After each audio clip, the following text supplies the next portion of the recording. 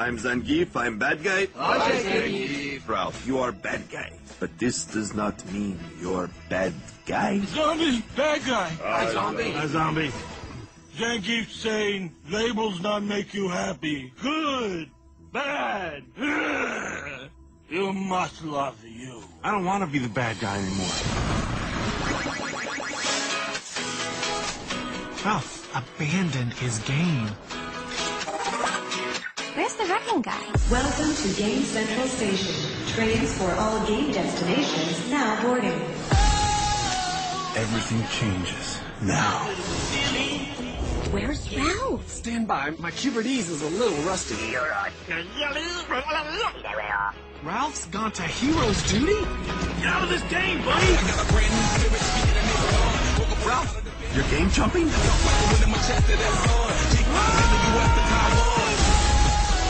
What's your name? Wreck-It Ralph. Why are your hands so freakishly big? I don't know. Why are you so freakishly annoying? Alright, so that should have been some of the trailer for Wreck-It Ralph. This is the new Disney animated film featuring John C. Reilly as the character Wreck-It Ralph, who exists in a video game called Fix-It Felix Jr., think Donkey Kong. And basically Ralph is in charge. In his game, Ralph is the villain, and he's always destroying this building, and Fix-It Felix fixes it.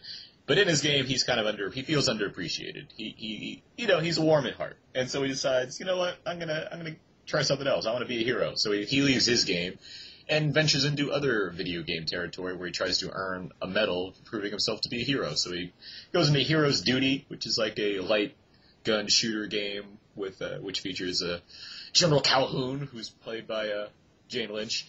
And then he eventually goes to Sugar Rush, which is like a Mario Kart-like game, except it's all candy and sweets references.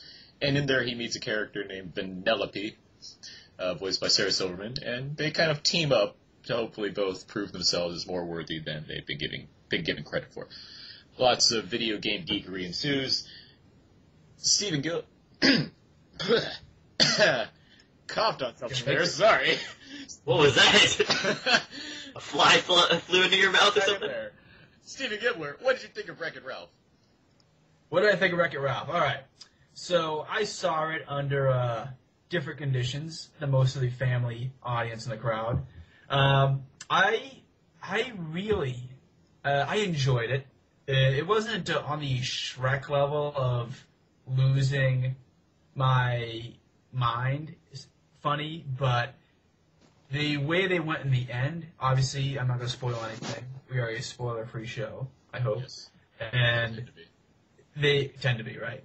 But the way they took it emotionally, I was actually pretty impressed. They did some things that were against what you'd expect, and I thought they really did a good job finishing. It was worth the money seeing it. I'm glad I saw it. Alan? I loved it. It was so good. I was a big fan. I kind of wanted to go see the film, and I was like, oh, is this going to be like, kind of a dumb movie, but it's Disney, so I like it. But they had me the moment they showed the little 8-bit intro with Mickey and the Walt Disney Animation Studio logo. I was like, all right, let's do this. It's going to be awesome. No, but I liked all the little cameos. I liked a lot of humorous references, and I liked the story. They kind of spent a lot of time in Sugar Rush, and I think that worked out fine. They did spend a lot of time in Sugar Rush. It was like half the movie was in Sugar Rush, and I'm like, oh, that's fine.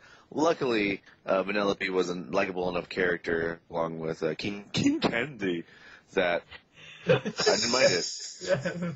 Oh, Alan Tudyk is King Candy. Oh, I loved it. It was so good. So much funny. He's doing like what was it? He's kind of like doing a... I don't know. There's He talks like this. Alice in Wonderland. Alice in Wonderland. Yeah, he's the Mad Hatter. Ed Wynn. That's the one. Yeah. Like old school. Like It was a voice. perfect Oh my Ed Wynn goodness! voice. Oh my goodness! What? No! Oh, you hit a man with glasses. That's good. Yeah, should have been my question. Should have been, do your best King Candy impersonation. Oh, yeah. I think King Candy and the Bane. And this gives you power over me?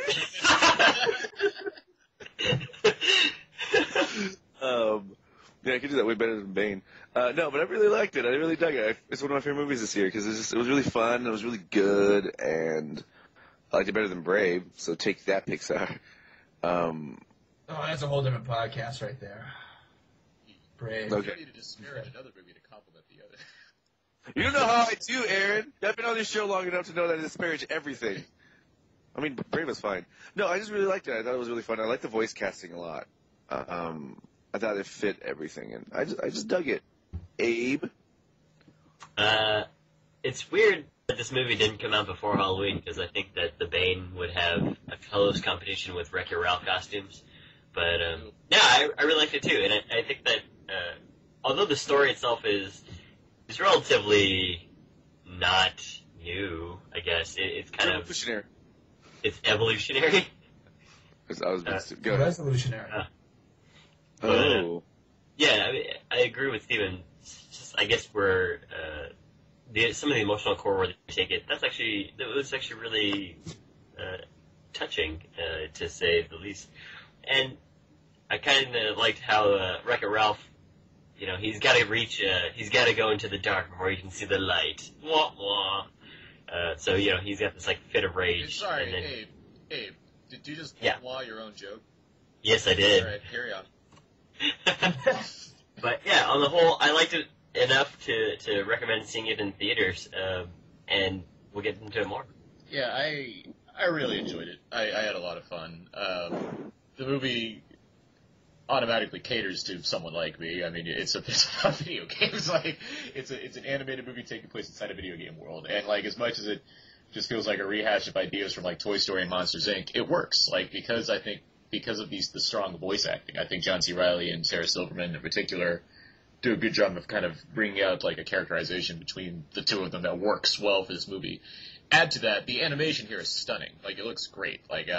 I don't need to compare it to Pixar and DreamWorks and even Sony, but it looks really good. It's a very good looking movie with a lot of great use of color and a lot of diversity in the worlds, even though we don't get to see two more worlds than we might have been expecting to. I do think that it spends a lot of time in Sugar Rush, and the jokes even start to go less video gamey and more towards candy jokes, which is all right, that's a direction you went, but I still think it's very clever throughout, and I feel like if watching it again, I'd probably pick up even more references to video games, all over the place. It's just, it's got this really great kind of sense of humor to it that makes it a really enjoyable movie to listen to.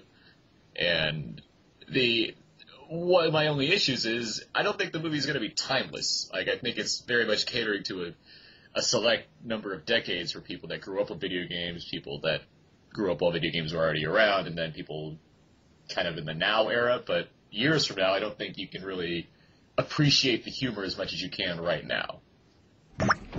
Why, it's Cuber. What brings you here, neighbor? What's he saying, Felix? Stand by. My Cuberdese is a little rusty.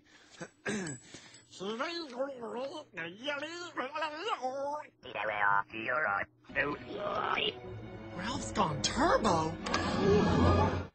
I have to agree completely, and I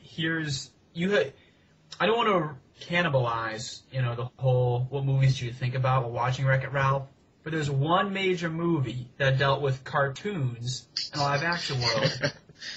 Now, we'll get to that, yeah. Right, but there's a certain standard that I think we all deep down held Wreck-It Ralph to, that, this could be that version, but for today, and because of the high standard, it's still a really good movie, but because of that high standard, it was hurt a little bit, in my opinion. I can understand that. And we'll talk about that when we get to that. I guess, right. That's a specific movie reference. But I think what I think works well is that the fact that this movie is very much a formula. It's going through the motions of a very particular formula that Disney's kind of proven to work. And the reason it works is because it's a proven formula. You know where this movie's going to an extent. It would have certainly been more interesting if they made certain choices towards the end that would have affected things in a much more dramatic way. That would have been an interesting choice, but I'm not too much expecting that in a Disney animated movie called Disney. Yeah. So the fact is, it went the way it went, and I was satisfied with it because I think the characters are fully realized. I think even Fix-It Felix and General Calhoun, I think they're the secondary characters, but I think they work well into the story. I like how it's all brought together, and as I said, it's a very funny movie. It looks great. It has all these. There's so many great pluses about the movie that kind of make you forget that it's. Not make you forget, but make you not really worry about the fact that it's following a very particular structure. Yes. Awkward silence ensues. Awkward. It's really interesting. Though, Disney definitely took it in a far more emotional direction. Yeah, than I thought. yeah. I was really expecting almost an intense level of climactic action that because it had set up that opportunity where we see the video game central station. We have all these different worlds. I was really expecting there to be a humongous ramp, because you touched on this, and there really wasn't. There was the climactic scene, And there's a boss battle. spectacle. there wasn't the spectacle of all these different video game characters and things of that nature that this thing could have really jumped into. And maybe they didn't want to do that. Maybe that was a sequel thing, and the video game companies are testing the waters with them to see how they'd handle this. I don't know, but I agree with you there. I could only hope that there'd be like a sequel that incorporated them more, because you see like the posters and you have like Sonic on one big poster, like you have posters that are separate from like the Wreck-It Ralph characters. You have more people that are just from video games in general on the posters, and you're like thinking, Child's just hanging out. and you're thinking, wouldn't it be amazing if the climax just had like all of those characters like combined to fight like one big boss? Like that'd be an amazing thing to see. I was thinking about that last night too, actually. Wasn't that a cartoon called Nintendo Power? Is it?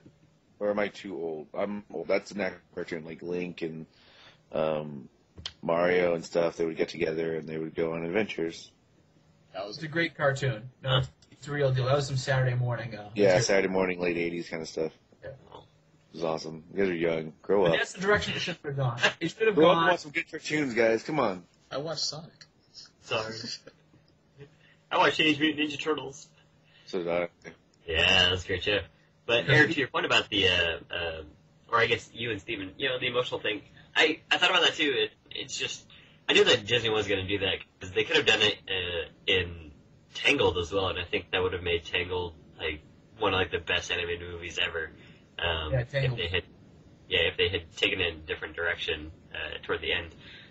But same thing with this one. I mean, they did take it to that emotional high, which is fine, but I knew what the outcome was going to be, and I think that's kind of it didn't distract from the being in the here and now moment, but ultimately, it's not going to be one of those situations where it's like, wow, they're really taking some huge dramatic steps in terms of where they're going with the storylines. So nothing to really complain about, but it's just it's a good family movie, and I think that, again, that's kind of where it comes down to. You've seen all this before.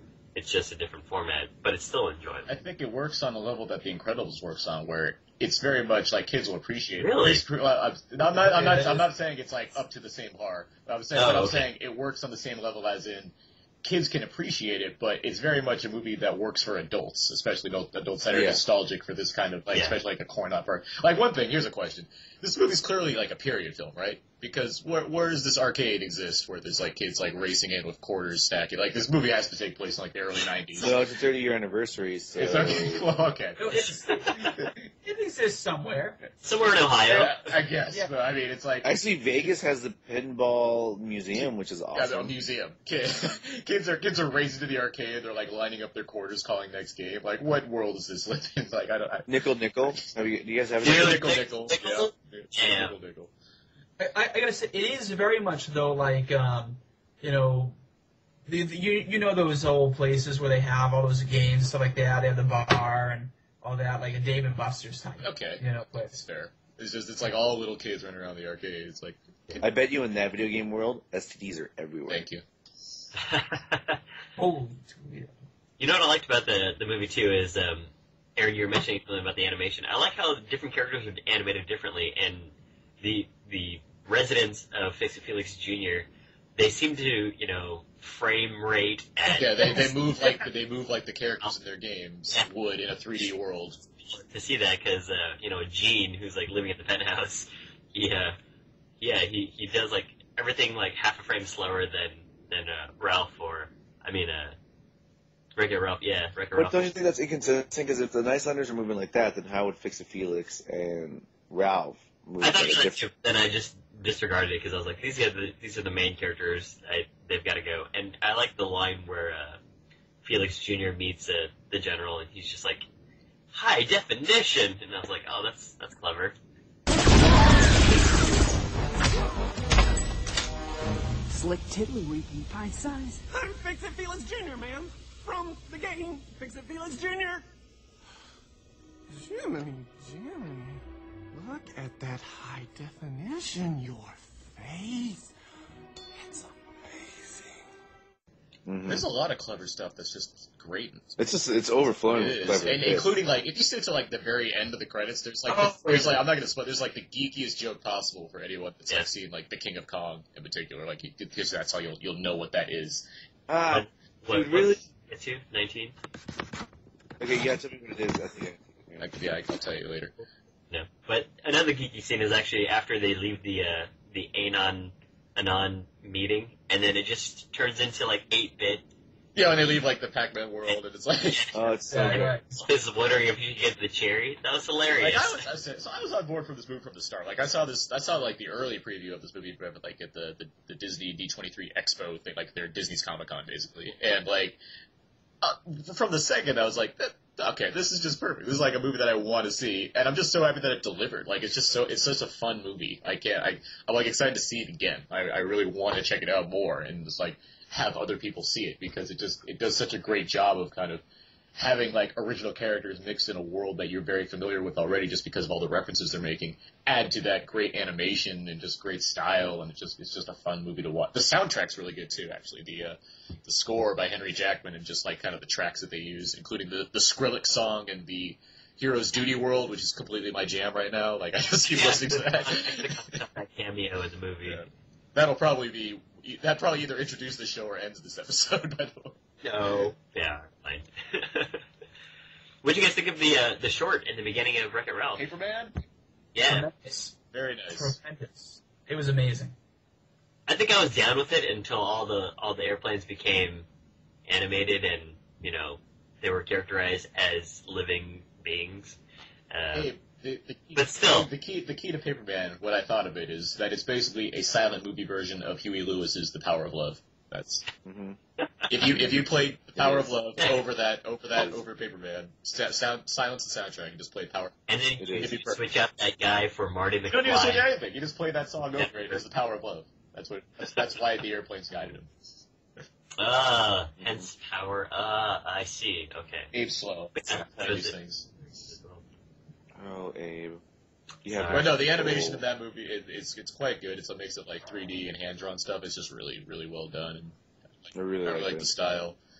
It's too bad that Frank and Winnie opened very poorly, or else Disney would be like, hey, we should try to do this as a live action movie, or a full length movie. But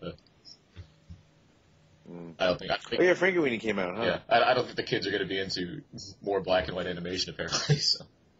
Yeah. Did you guys get an audience that applauded after that short film? Yeah. Yeah. And I also older folks, and yeah, they seem to really eat that up. And I liked it too, but I guess in terms of the black and white sentiment and just well. It's like a cartoon John Draper's kids would watch. Exactly correct. That's how I pitched it. It's like Or it could be like the life that Don Draper's son grows up to live. He's like in an office building. His boss just gives him stacks of paper, which might have sensitive information on it, but he just makes airplanes out of them. Well, can we go back to Wreck-It Ralph for a second? Yeah. Okay, so you guys are saying it's very formulaic, which is fine. I understand that, but there's a twist towards the end of the film. Are you guys talking about that twist, or are you just talking about the structure of the story? I'm talking about the structure of the story. Yeah, the structure of the story. I'm saying more or less it's formulaic. I acknowledge that there's ideas in there that are somewhat different than others. Because there's a little bitty twist, and I was like, oh, I didn't see that coming. Yeah, I'm pretty sure I know it. The name of it. What exactly was that twist? Just out of curiosity. Oh, well, you'll figure it out, I guess. I think you're referring to the boss battle. Can we say that? Yeah, I am. Yeah. Okay. Like, that was predictable, though, after it happened. I mean, if I went back and thought about it, I wasn't really thinking about it at the time. Yeah, exactly. At the time, I wasn't thinking about it, but at the same time, I was like, oh, that's a clever way of reincorporating some of the ideas that had previously. It's not something I tend to do in movies anyway. I tend to not think what possible twists could happen. I just let it go. I have a major beef, though, with that, but once we get to the movie comparison, we'll talk about it. Okay, that's fine. Okay, and I think I know where you're going with that, but all right. All right, well, I think we've pretty much discussed Wreck-It Ralph well enough, so let's get to our rating for the film, unless anyone has any final thoughts on it. Oh, question. Did you guys see it in 3D? Oh, yeah. I saw it in 3D and 2D. I saw it in 2D. Was it? I saw it in 2D as well. 3D is pretty spectacular, actually. It's good, yeah. I mean, it's really cool. I mean, it's an animated movie, and it's very... The way the worlds are presented, I think it works, especially in, like, when you're, like, seeing, like, the kart racing or you're seeing the action in, like, Hero's Duty. I think it, I think it works pretty well. I mean, it's an animated film. The 3D tends to work well enough for animated movies anyway, so... Cool. All right, so let's get to our rating for the film. Each week we try to rate films based on when you should go and see them. So we have a scale that goes from IMAX to theater, dollar theater, Netflix, HBO, TV, or just kind of forget about it. Steven, where on that scale would you put Wreck-It Ralph? Just to be clear, what was the scale again? It's like when you should see it. So IMAX, theater, dollar theater, Netflix, go on. Theater, and I say see it in 3D. I saw it in 2D, but looking back, I wish I saw it in 3D. All right. Alan? IMAX! All right. And in 3D. All right. Well, it really depends how you want to go. I had an enjoyable experience either way, but, I don't know, whatever floats your boat. Is it funny? Whatever charges your batteries. Is it funny that they gave Frankenweenie the IMAX and Wreck-It Ralph didn't get the IMAX? Yeah, that's weird. It's a little odd. That's ridiculous. Yep. Abe? I'd say it's strong theater. Yeah, it's definitely worth seeing in the theater. Agree with you. Theater. Go for it. Good movie. I'm gonna wreck it!